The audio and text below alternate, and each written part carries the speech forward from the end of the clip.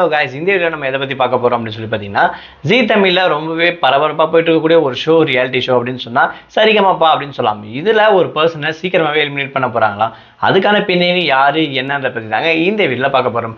நம்ம சேனலை first time பார்க்குற பர்சனாக நீங்கள் இருந்தீங்கன்னா மறக்காமல் நம்ம சேனலை சப்ஸ்கிரைப் பண்ணிக்கோங்க.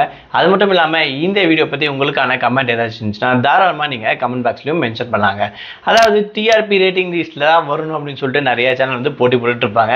ஸோ அதில் ஒரு லிஸ்ட் ஆஃப் சேனல் இருக்குது அப்படின்னு சொல்லலாம். நம்ம எல்லாருக்கும் பிரபலமாக தெரியக்கூடியது சன் டிவி, விஜய் டிவி, ஜீ தமிழ் அப்படின்னு சொல்லிட்டு இந்த சேனல்கள் சுற்றி பார்த்தீங்கன்னா ஒரே கான்செப்டை வேறு மாதிரி வந்து பிரபலப்படுத்திட்டு இருப்பாங்க. அதில் இந்த லிஸ்ட்லேயே இருக்கக்கூடிய இப்போ கரண்டாக போயிட்டு இருக்குது எது அப்படின்னு சொல்லி பார்த்தீங்கன்னா, ஒன்று சூப்பர் சிங்கர், இல்லைனா சரிகமாப்பா அப்படின்னு சொல்லலாம். ஸோ இந்த ரெண்டு ப்ரோக்ராமில் இப்போ ஜீ தமிழ் இந்த லெவலில் டிஆர்பியில் அடிச்சிருச்சு அப்படின்னு கூட சொல்லலாம். அதாவது ஓவராலாக பார்க்கறதுக்கு இது எந்த ஒரு புள்ளி விவரம் அந்த மாதிரி விஷயம் கிடையாது.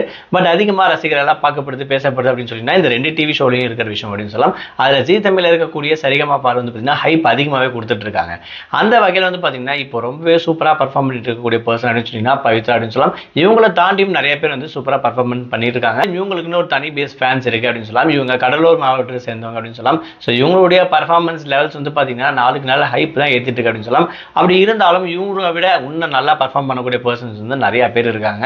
அது மட்டும் இல்லாமல் இந்த சீசனில் வந்து பார்த்தீங்கன்னா நம்மளுடைய ஆக்டர் தேவயானி அவங்களோட பொண்ணும் பர்ஃபார்மன்ஸ் பண்ணிட்டு இருக்காங்க. ஸோ எல்லாருமே நல்லா தான் பண்ணிட்டு இருக்காங்க அப்படின்னு சொல்லலாம். ஸோ அந்த வகையில் பவித்ரா ஃபைனல் லிஸ்ட்டில் 5 பேர் லிஸ்ட்டில் இருப்பாங்க அப்படின்னு சொல்லி பார்த்தீங்கன்னா கொஸ்டின் மார்க் தான் இருக்குது அப்படின்னு சொல்லலாம். ஏன்னா இவங்களை விட நிறைய பேர் பெட்டராக பர்ஃபார்ம் பண்ணிட்டு இருக்குது, கொஞ்சம் கொஸ்டின் மார்க்கை ரைஸ் பண்ணுது.